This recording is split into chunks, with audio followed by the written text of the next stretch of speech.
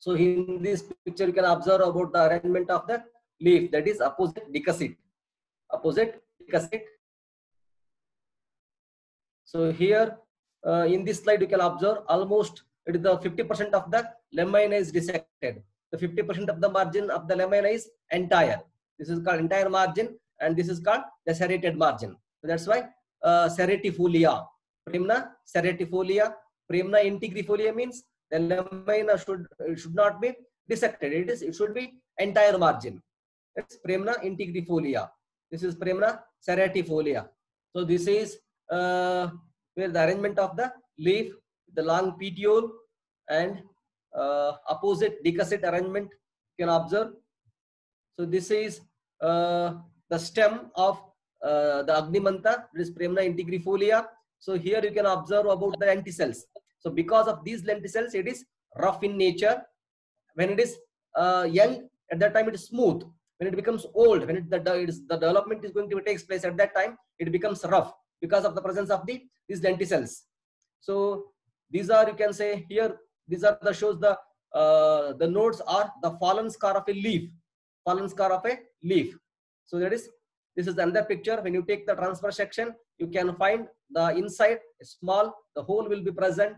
So in this picture, you can observe. Okay. So the Swarupa is a large shrub. It is a large shrub or a small tree. But when you say the Ruksha, that is based on the height. So based on the appearance, you can say shrub. That is Ekamula Sanghata Jata Sharaikshu Prabhutayaha. So based on that character, we used to say as a shrub. Based on the height, that is Ruksha, Gulma, Kshupa, Lata. Most of the times, like the Rukshas, we used to consider based on the height itself. Okay. So on a small tree that is reaching about 20 to 25 feet height. But what we have observed, most of the plants, that is shrub. Okay, the branches are lenticellate. So if you observe, already I have shown the picture, the branches, most of the branches are, that is the old branches are having the presence of lenticels. Next we'll move to the leaf. So type of leaf is simple, arrangement is opposite decussate. Arrangement of the leaf is opposite decussate, and shape is broadly elliptic. Shape is broadly elliptic, as it is broadest at the middle and the apex as well as the base is gradually tapering. So based on that character, they used to say it is a broadly elliptic. If the margins of the lamina is parallel, then you can say like oblong. Okay, so it is broadly elliptic. The size is around about 5 to 10 centimeter in length and 3 to 6 centimeter width. Apex is sharply acuminate. I have shown the pictures. That is apex part is a sharply, means it is abruptly or immediately terminating into a small tail-like structure. So based on that, we used to say sharply acuminate. And the margins of the lamina, that is 1/3 part is dissected, whereas 3/4 part is entire. So the entire upper part is, that is dentate, it is dissected, and the surface is glabrous. Especially upper surface is glabrous. Upper surface is glabrous, and sometimes lower surface may be minute hairs will be present. The length of the petiole is around about 1 centimeter in length. 1 centimeter in length. So this is the inflorescence of Agnimantha. So it is not clear picture. So you can observe clearly. That is what you have observed in the Ashoka. That is cluster of flowers. That is like corimbos. Corimbos inflorescence, like umbel shaped inflorescence. So this is all the inflorescence. So based on this, they used to give the synonym like Ketu, Vaijayantika. Two synonyms based on the inflorescence, Ketu and Vaijayantika. Pushpa Manjari. So Pushpa Manjari, which is that is corimbos shaped. So also you can observe very small the flowers. So these are the small developed flowers, and most of the flower buds are there. So this picture shows about the fruit. So completely the ripened fruits are there, unripened fruits are there. Okay, so it is somewhat like the Ashoka flowers, what you have observed in the same way. It is clustered, it is corimbos. So this is one branch they have taken from the inflorescence. So how the structures, So here you can, this is the like the branch. So the sub the branches, over that the inflorescence of the flowers they used to develop. So this is the fruit actually. So this is completely ripened fruit. This is unripened fruit structure. So inflorescence is terminal paniculate corymbose cyme inflorescence. Terminal paniculate corymbose cyme inflorescence. Please remember the terminologies. So in the YVC, they may ask directly which type of inflorescence are there. So terminal paniculate corymbose cyme inflorescence. Terminal, that is at the end of the branches, only that in the terminal part, not in the axillary part. At the top, that is like Dwaja or Ketu, at the end of the branches. So terminal paniculate. So panicle inflorescence, that is we used to mention under raceme inflorescence. Here that type of both the nature, raceme as well as cyme inflorescence, both the natures are present. That's why paniculate corymbose cyme inflorescence they used to say. Flowers are small, greenish yellow in color. Flowers are small and greenish yellow in color. The fruits are, it is pear shaped. Small fruits are there. It is pear shaped. Size of the fruit is around about 4 millimeter in length. 4 millimeter in length. The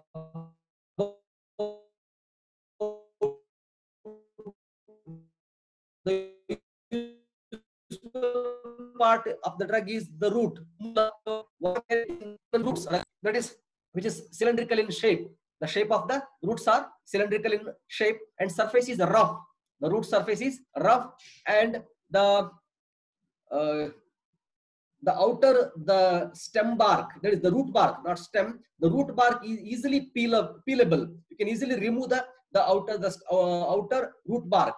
Okay, and wrinkle. The color is somewhat yellowish brown in color. Yellowish brown in color. Next, Utpatti Sthana. Throughout India, mostly in the drier parts. In the introduction itself, I have mentioned that in North India, what we are using in the name of Agnimantha, that is Clerodendron phlegmoides.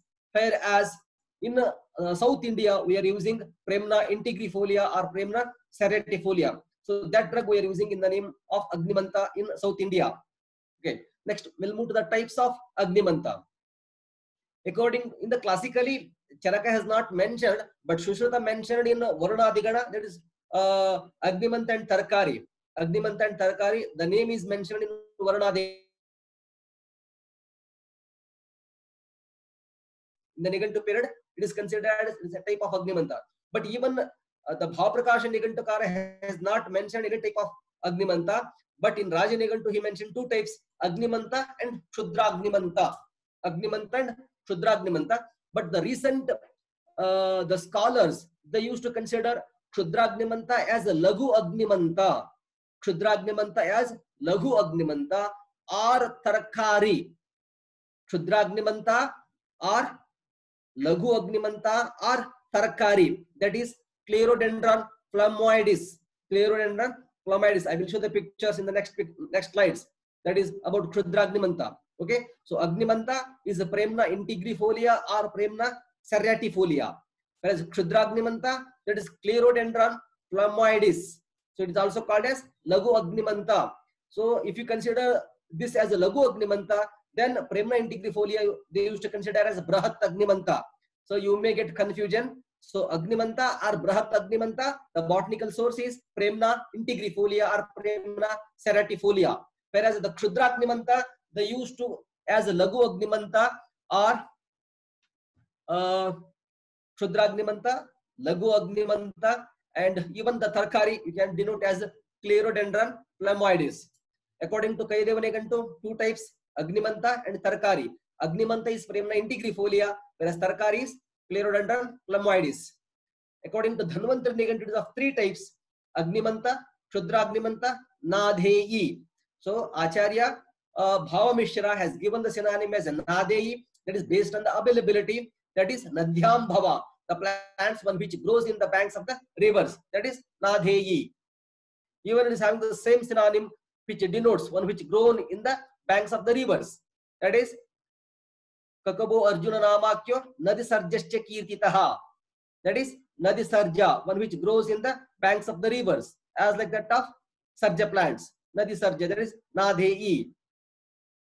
So this, the picture what you are observing in the slide, that is lagu agnimanta or kshudra agnimanta, or even you can say as tarkari, that is Clerodendron phlegmoides. So this is the botanical source for Clerodendron. This is tarkari or kshudra agnimanta. So here in South India, we are getting both the varieties, lagu agnimanta as well as brahat agnimanta. So this plant is also available in our garden. Both the drugs are available in our garden. This is kshudra agnimanta, Clerodendron phlegmoides. So these are, so here also you can observe the leaves. So whereas in case of brahat agnimanta, leaves are bigger in size, whereas in case of kshudra agnimanta or lagu agnimanta, the leaves are smaller in size. So here also you can clearly observe that the margins of the lamina is dissected. So here in this picture you can see in the base it is entire. In the base it is entire, whereas in the apex part it is dissected or serrated. Okay, this is kshudra agnimanta. So this is another picture of kshudra agnimanta. So you can observe about the arrangement of the leaf, that is opposite decussate will be present. Opposite decussate. This is kshudra agnimanta. So the active principles, chemical composition, or the phytoconstituents of agnimanta, that is premnine, ganicarin, Clerodin, Clerodendron A, cetyl alcohol, triterpenes. So these are the some of the active principles: premnine, ganicarin, Clerodin, Clerodendron A, cetyl alcohol, and triterpenes. So these are the some of the active principles of agnimanta. So these are the chemical structure of agnimanta. That is the Premna serratifolia. They have mentioned about the stem and the root part. And so these are the chemical structure: Premna A, Premna B. So these are the chemical structures of. And in Bhavaprakash Nigantu, he used to say Agnimantaha Shvayatunud Viryoshna Kafavatahut Pandunut Katukastikto Tuvaro Maduro Agnidaha. So the properties of Agnimanta he used to mention. Okay. So Rasapanchaka, that is Katutikta Kashaya Madhura Rasa. Katutikta Kashaya Madhura Rasa. Lagu Rukshaguna Katavipaka Ushnavirya Kafavata Shamaka. Or you can mention the properties of like Brahat Panchamula. Brahat Panchamula, that is Katutikta Kashaya Rasa. Katutikta Kashaya Rasa, Lagu Rukshaguna, Ushnavirya, Katuvipaka, Kafavata Shamaka Karma. So karma of Agnimanta, as Acharya Charaka mentioned under Shotahara Mahakashaya. So it is the karma having Shotahara karma. Shotahara karma. Then so indicating case of Shota, it is having Vedana Stapaka karma. That is so that's why it is indicating case of Vata Vyadhi. And is having Rakta Shodhaka karma. So indicating case of Raktaja Vikara. It is having Twak Doshahara karma. So indicating case of Twak Vikara. It is having Jwaragna karma. So indicating case of Jwara. It is having Pandugna karma.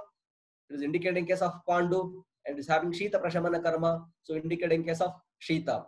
So mainly you have to remember that is Shotahara karma and Vedana Stapaka karma, as it is having the synonym as Vatagni.